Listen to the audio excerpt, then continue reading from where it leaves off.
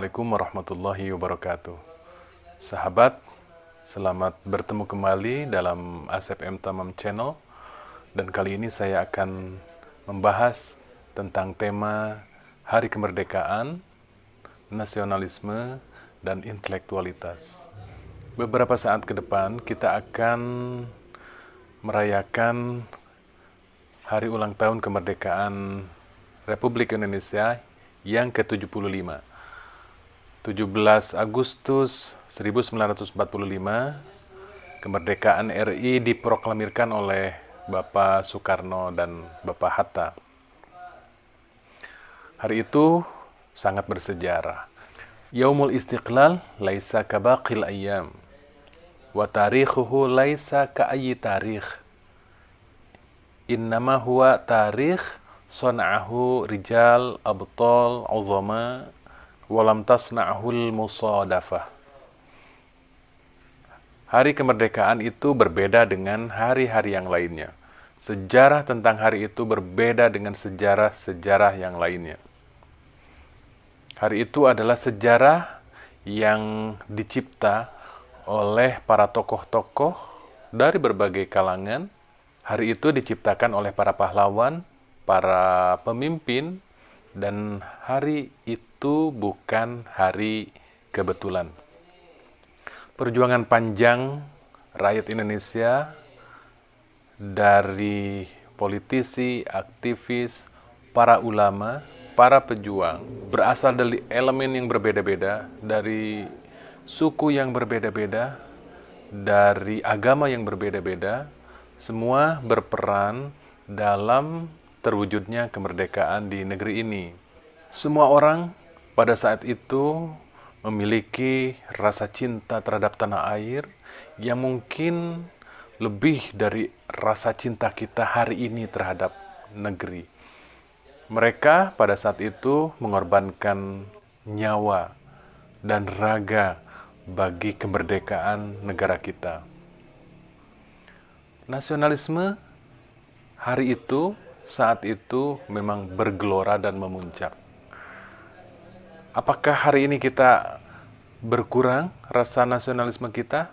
Tentu tidak dan jangan. Apa yang bisa kita wujudkan untuk mengekspresikan rasa cinta kita terhadap tanah air? Yaitu dengan berbuat, tidak dengan berdiam diri. Kita harus aktif, produktif, dan positif. Tidak bisa kita aktif tanpa produktif, dan tidak bisa kita produktif tanpa positif. Jadi kita hari ini harus mengisi kemerdekaan negara kita dengan berbuat. Al-wataniyah la tatakallam, al-wataniyah ta'mal. Nasionalisme tidak berisi omong kosong dan basa-basi. Nasionalisme harus diwujudkan dengan berbuat. Berbuat sesuatu yang bisa memajukan diri kita sendiri, memajukan keluarga, dan bahkan memajukan negara.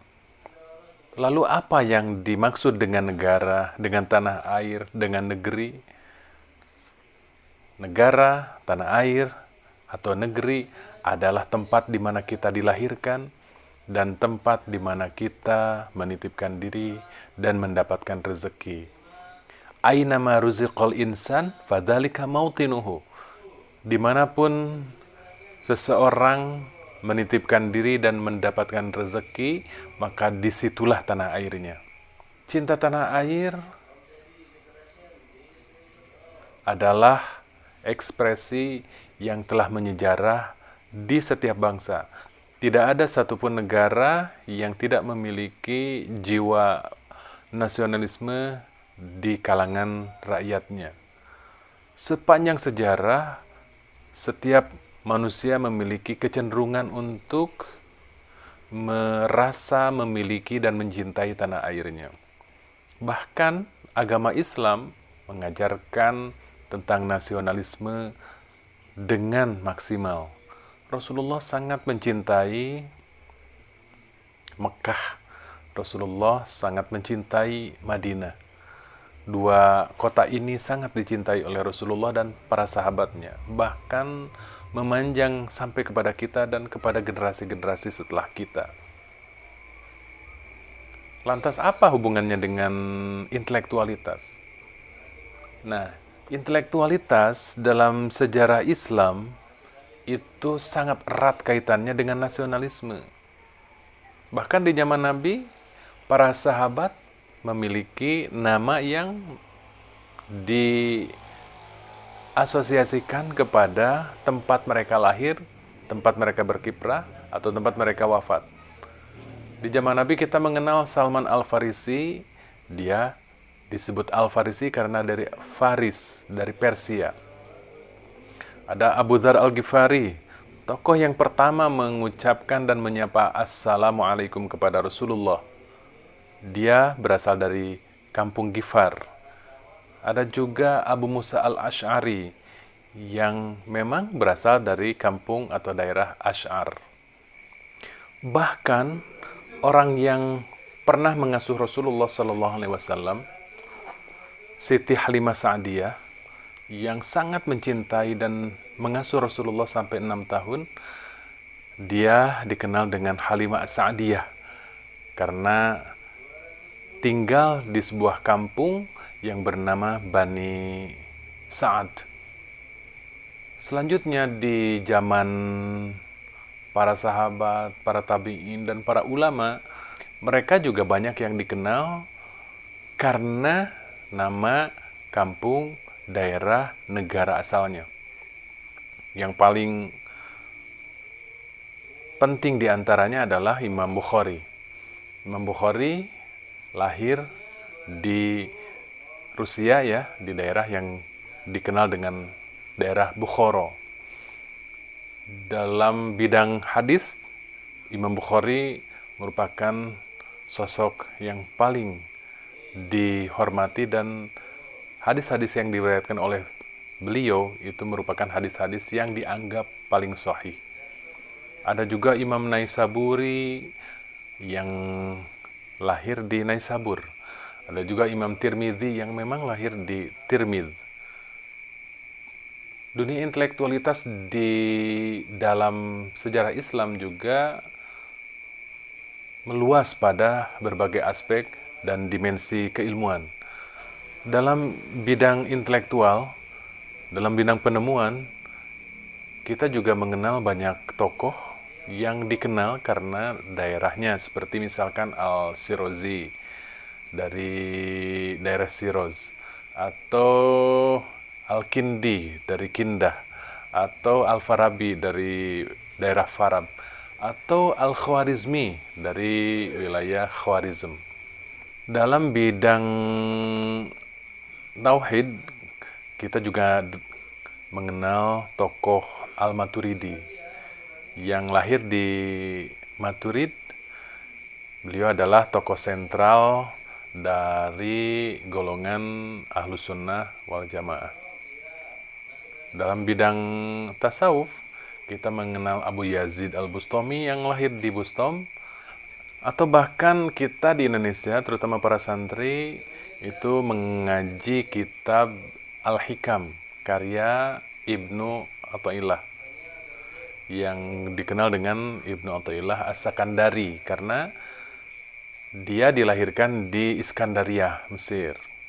Kemudian di bidang bahasa,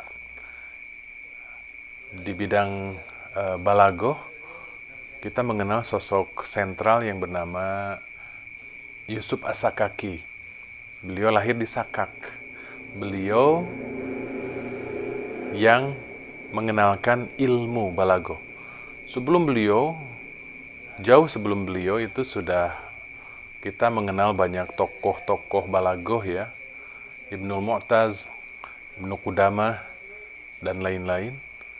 Tetapi Imam Yusuf As-Sakaki ini telah berhasil mengkodifikasi dan membagi-bagi fan balagoh itu menjadi ilmu balagoh.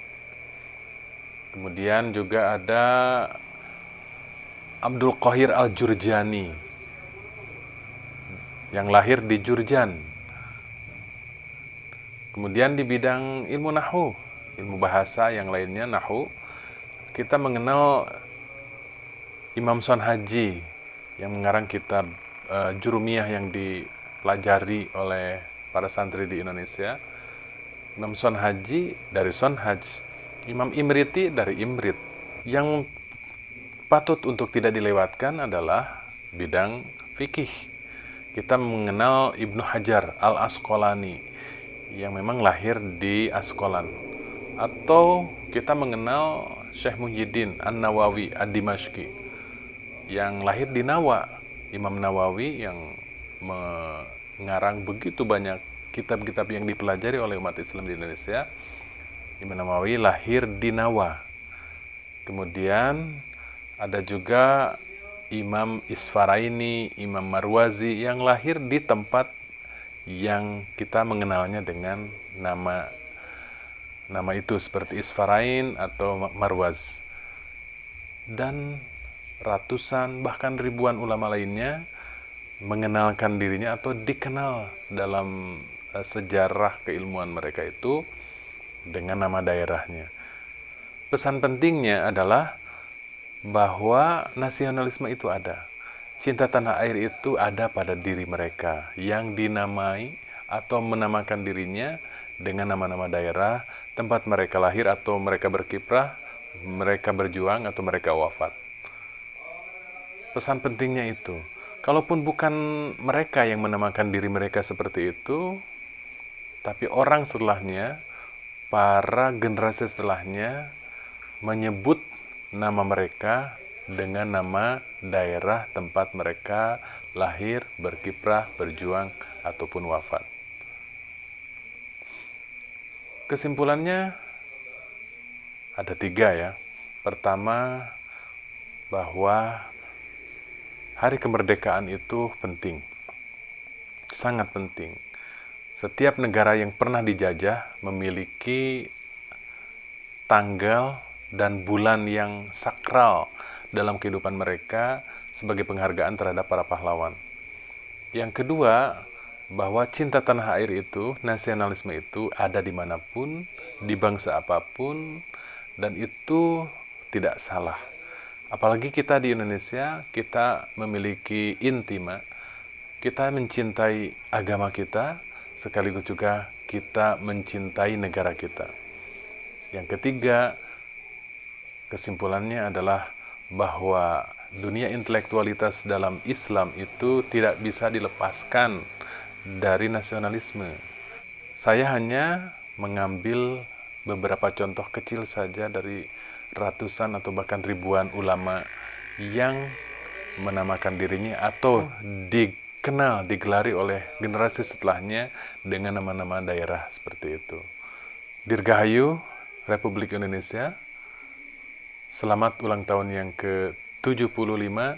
Semoga semakin maju dan semakin jaya. Demikian. Assalamualaikum warahmatullahi wabarakatuh.